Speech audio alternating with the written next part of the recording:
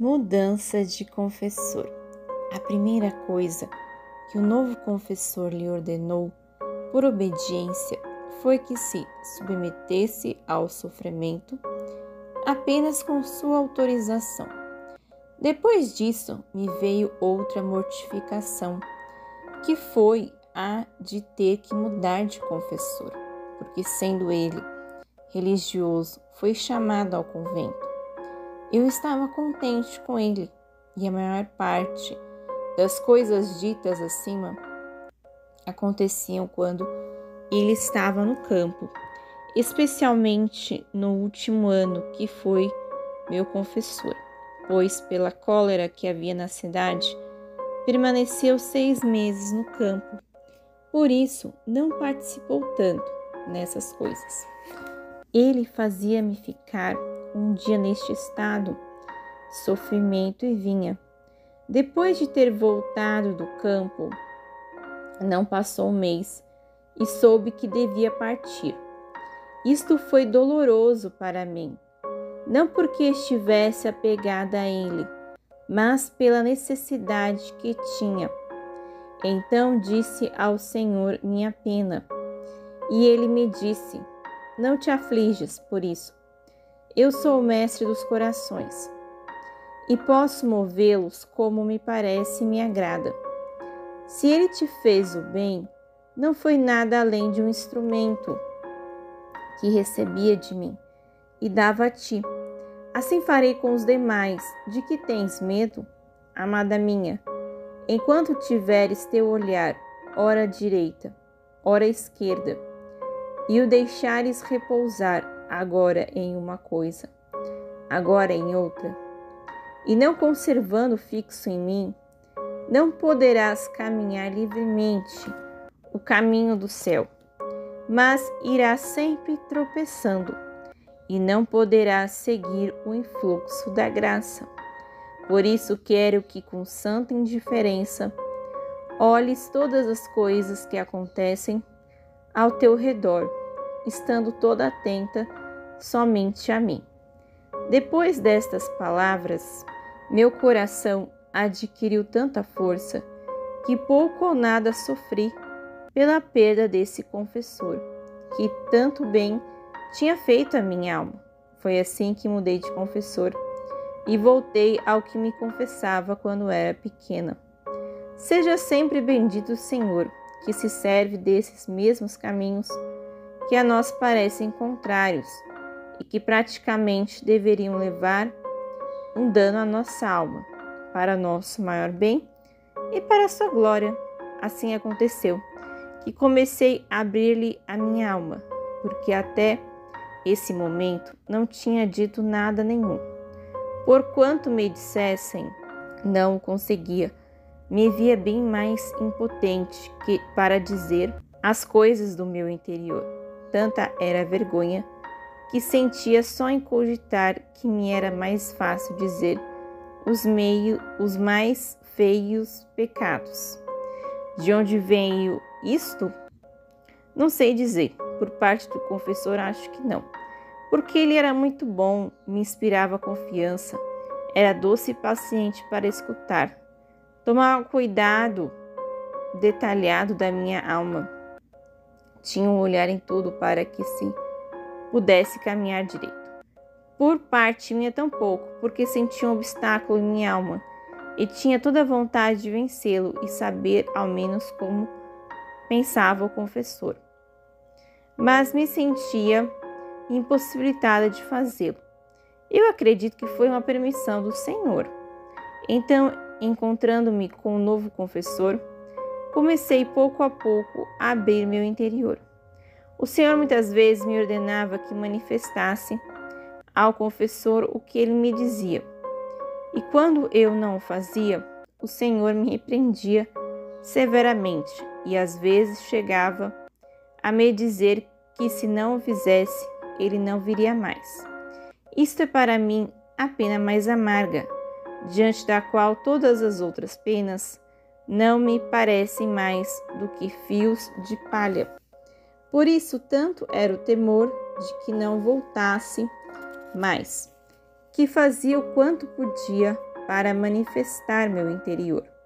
É verdade que às vezes me custava muito, mas o medo de perder o meu amado Jesus fazia-me superar tudo. Por parte do confessor, também me via compelida a lhe dizer de onde provinha tal estado meu, o que me acontecia quando estava naquele adormecimento, e qual era a causa. Ora me ordenava manifestar, ora me obrigava com preceito de obediência, e logo me punha diante o temor de que pudesse viver na ilusão e no engano, vivendo para mim mesmo, enquanto que se o manifestasse ao sacerdote, poderia estar mais segura e tranquila, e que o Senhor jamais permite que o sacerdote se engane quando a alma é obediente. Assim Jesus Cristo me compelia por um lado e o confessor por outro. Às vezes me parecia que se punham de acordo entre eles. Assim pude chegar a manifestar meu interior. Isto não o fazia o confessor anterior. Não me fazia nenhuma pergunta. Não tratava de saber que coisas me aconteciam naquele estado de dormência, pelo que eu mesma não sabia como começar a falar destas coisas. O único cuidado que tomava era que estivesse resignada, uniformizada ao querer de Deus, que suportasse a cruz que o Senhor me tinha dado, tanto que se às vezes me via um pouco perturbada, experimentava grande desgosto. Depois aconteceu que passei cerca de outro ano com este confessor, no mesmo estado dito acima. Mas como sabia de onde provinha este estado de sofrimento, me dizia que quando Jesus Cristo quisesse que me viessem sofrimentos, fosse pedir a Ele a obediência para sofrer. Jesus exorta Luísa a oferecer-se como vítima perpétua em contínuo estado de sofrimento, para poupar homens e mulheres de novos castigos merecidos, sobretudo de uma guerra, e assim preparar-lhe o caminho para novas graças de santificação. Recordo que uma manhã, depois da comunhão, o Senhor me disse: Filha, são tantas as iniquidades que se cometem, que a balança da minha justiça está por transbordar. Agora saiba que pesados flagelos farei cair sobre os homens, especialmente uma feroz guerra, na qual farei massacre de carne humana. Assim, continuou quase chorando. Eu dei os corpos aos homens, a fim de que fossem tantos santuários onde devia ir e me deleitar, mas os transformaram em esgotos de imundícies, e é tanta pestilência que me obrigam a estar longe deles. Vê, a recompensa que recebo diante de tanto amor e tanta dor que sofri por eles. Quem foi tratado como eu? Ah, nenhum. Mas quem é a causa? É o tanto amor que tenho. Por isso vou prová-los com os castigos. Eu me sentia partir o coração pela dor. Me parecia que eram tantas as ofensas que lhe faziam, que para fugir delas, queria esconder-se em mim, a fim de encontrar refúgio. Sentia também tanta pena porque os homens deveriam ser castigados, que me parecia que não eles, mas se eu tivesse podido, teria sido mais suportável sofrer todos aqueles castigos, antes de ver os outros sofrerem. Tratei de sensibilizá-lo o máximo que pude, e com todo o coração lhe disse: Ó Santo Esposo, evita os flagelos que a tua justiça tem preparado. Se a multiplicidade das iniquidades dos homens é grande, há aí o mar imenso do teu sangue, onde podes inundá-las, e assim a tua justiça ficará satisfeita. Se não tens onde ir para deleitar-se, vem a mim, te dou todo o meu coração, para que repouses e te deleites com ele. É verdade que também eu sou um lugar imundo de vícios, mas tu podes purificar-me e fazer-me como tu queres. Mas, por favor, aplaca-te. Se for necessário o sacrifício da minha vida, de bom grado o farei, contanto que poupe tuas imagens. E o Senhor, interrompendo o meu falar, continuou a dizer-me: precisamente isto é o que eu quero. Se tu te ofereces para sofrer, não como até agora, de vez em quando, mas continuamente, todos os dias e por um curto período de tempo, eu pouparei os homens. Vê, pois se te pouparei entre a minha justiça e as iniquidades das criaturas, e quando a minha justiça estiver cheia de iniquidades, de modo que não as possa conter, e se veja obrigada a mandar os flagelos para punir as criaturas, encontrando-te no meio, em vez de golpeá-las, ficarás tu golpeado. Só assim poderei te contentar em livrar os homens, de outro modo não. Eu fiquei toda confusa e não sabia o que dizer. Minha natureza fazia sua parte. Se assustava e tremia, mas via meu bom Jesus, que esperava uma resposta. Se aceitava ou não, então, vendo-me quase obrigada a falar, disse-lhe: ó meu diviníssimo esposo, por minha parte estaria pronta a aceitar, mas como se arrumará por parte do confessor? Se não queira vir de vez em quando, como será possível que queira vir todos os dias? Liberta-me desta cruz de precisarmos de confessor, para me libertar, e então tudo ficará resolvido entre mim e o Senhor. Então o Senhor me disse: vá ao confessor, pede-lhe obediência. Se ele quiser, diz-lhe tudo o que tenho dito.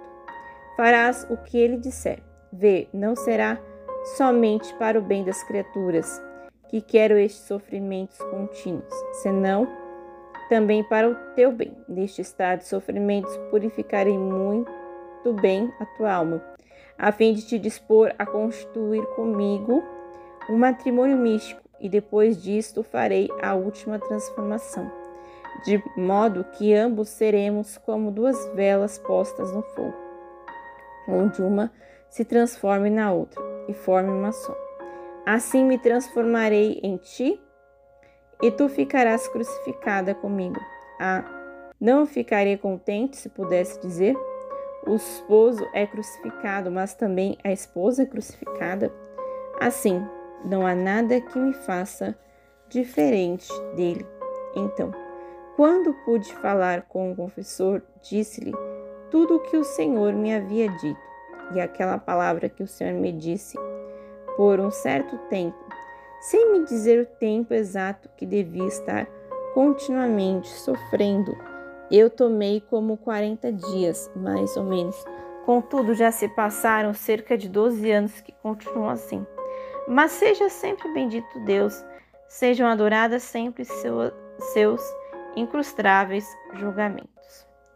Eu creio que se o Senhor bendito me tivesse feito entender com clareza o tempo que devia estar na cama, minha natureza teria se espantado muito e dificilmente se teria submetido. Recordo que estivesse sempre resignada, mas então não conhecia a preciosidade da cruz, como o Senhor me fez conhecê-la no decorrer destes 12 anos. E o confessor estive concordando em dar-me a obediência. Então, assim disse ao confessor, que por 40 dias o Senhor queria que me desse a obediência de estar continuamente sofrendo, e também lhe disse o resto.